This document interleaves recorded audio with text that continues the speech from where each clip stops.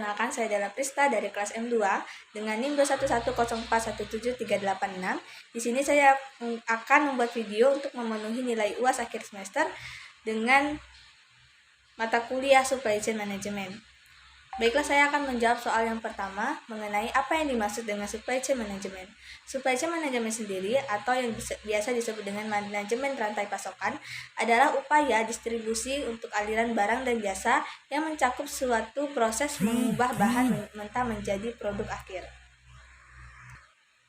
Lalu untuk pertanyaan yang kedua, jika Anda berbisnis dalam bidang restoran, bagaimana Anda menerapkan Supply Chain Management dalam bisnis restoran Anda? Jawabannya, penerapan SCM akan mendorong perusahaan saya untuk bisa memenuhi kebutuhan para pelanggan, pengembangan produk tepat waktu, dan menghemat biaya saat menyediakan dan menyerahkan produk atau pengolahan industri secara cermat dan variabel. Lalu pertanyaan yang ketiga, Anda adalah mahasiswa Universitas Pancabakti Pontianak. Seberapa penting Supply Chain Management bagi UPB dan bagaimana UPB menerapkan Supply Chain Management? Nah, saya akan menjawab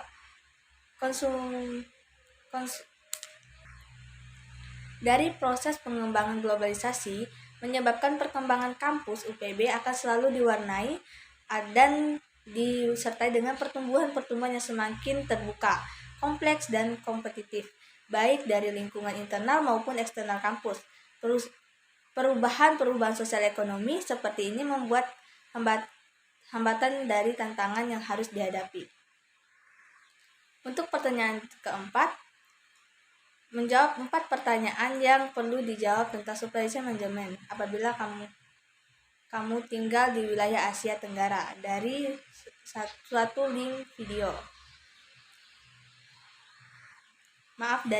link. Untuk pertanyaan yang pertama, tentang apa saja dan peluang apa saja yang dihadapkan dari rantai pasokan wilayah Asia Tenggara. Nah, meskipun pasar wilayah Asia Tenggara terdapat sebuah potensi dari pertumbuhan perekonomian yang baik, ekonomi yang masih dapat berkembang pesat kemudian membawa berbagai macam tantangan tersendiri.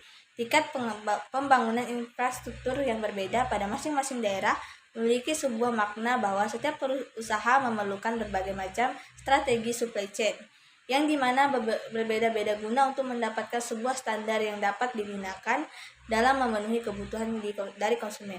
Dari sebuah penelitian yang dilakukan oleh Google dan Trustmate Holdings, mereka lebih memfokuskan terhadap sebuah potensi yang dimiliki oleh Asia Tenggara. Dalam sebuah kondisi pasar e-commerce yang tumbuh dari nilai 5,5 miliar US dollar pada tahun 2015 yang kemudian menjadi 88 miliar US dollar pada tahun 2025. Indonesia menjadi pengembang dari 52% pasar e-commerce di wilayah Asia Tenggara. Dengan pertumbuhan yang sangat terbilang cepat, memiliki sebuah artian bahwa hal ini menjadi sebuah pasar yang sangatlah berpotensi bagi sektor logistik. Akan tetapi hal ini juga akan berpengaruh akan tekanan yang besar dari konsumen, peningkatan persaingan, dan tidak adanya pelanggan setia. Hal ini kemudian menjadi faktor logistik sehingga sebuah perbedaan utama di perusahaan e-commerce dalam kondisi tersebut membuat pelaku bisnis untuk lebih fokus dalam bidang logistik mereka.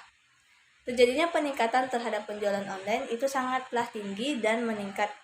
Produsen yang bermigrasi menuju wilayah ini menjadikan sektor logistik siap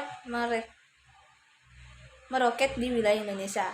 Sektor transportasi dan juga logistik yang berada di Indonesia semuanya telah mengalami peningkatan sebesar 2 digit dalam 1 dekade ini. Dan kemudian tren dari peningkatan ini kemudian akan terus berkelanjutan. Dalam tantangan dan juga peluang yang sangatlah besar, sektor logistik kemudian perlu dilakukannya otomatisasi guna untuk meningkatkan produktivitasnya. Lalu pertanyaan yang kedua, mengapa saya perlu melakukan otomatisasi dalam supply chain management saya? Dikarenakan akan besarnya sektor logistik yang terjadi di kawasan Asia Tenggara menjadikan hal ini sebagai sebuah tantangan bagi pelaku industri. Hal tersebut dikarenakan permintaan dan pelanggan akan meningkat, maka Akan hal tersebut akan menjadi sebuah tekanan bagi pelaku bisnis guna untuk melayani konsumen dan juga untuk mempertahankan konsumen tersebut. Untuk pertanyaan yang ketiga, apa dampak potensial dan otomatisasi pada supply chain? Otomatisasi dapat membantu supply chain di setiap tahapan proses, dari perencanaan rute yang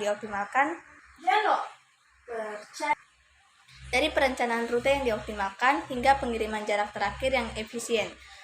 Otomatisasi beroperasi mengevolusi seluruh operasi supply chain.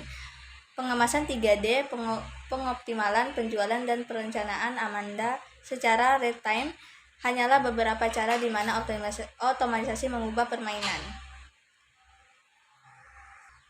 Lalu pertanyaan yang keempat, dapatkah otomatisasi terintegrasi dengan sistem saya yang sudah ada?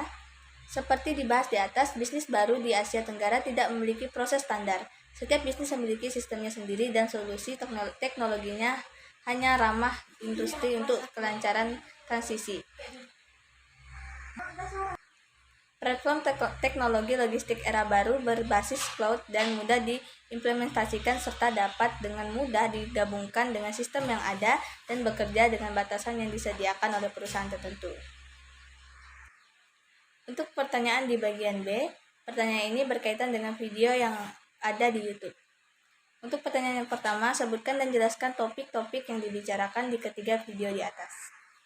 Topik yang pertama itu, cara sederhana mempelajari manajemen rantai pasokan. Lalu yang kedua, pengukuran kinerja supply chain. Lalu yang ketiga, pentingnya strategi supply chain management. Untuk pertanyaan yang kedua, sebutkan nama-nama pembicara di ketiga video di atas. Yang pertama itu ada pembicara Okari, lalu yang kedua itu Melania Nobel, lalu yang ketiga itu ada Nyoman Punjawan. Untuk pertanyaan ketiga, jelaskan apa yang dijelaskan oleh masing-masing pembicara di ketiga video di atas. Dari ketiga video di atas, untuk topik pertama, cara sederhana mempelajari supply chain management. Lalu yang kedua, transportasi dan distribusi adalah bagian penting dari supply chain management yang semakin banyaknya perusahaan yang harus melakukan pengiriman langsung ke pelanggan melalui adanya penggunaan teknologi. Dan ketiga, supply chain management ini sangat penting bagi suatu perusahaan. Manfaat dan pelajaran yang saya dapatkan dari ketiga video di atas adalah saya dapat mengetahui cara sederhana belajar tentang supply chain management. Lalu saya juga dapat mengetahui banyak pengukuran kinerja supply chain. Lalu yang ketiga, saya juga mengetahui pentingnya supply chain management bagi suatu perusahaan.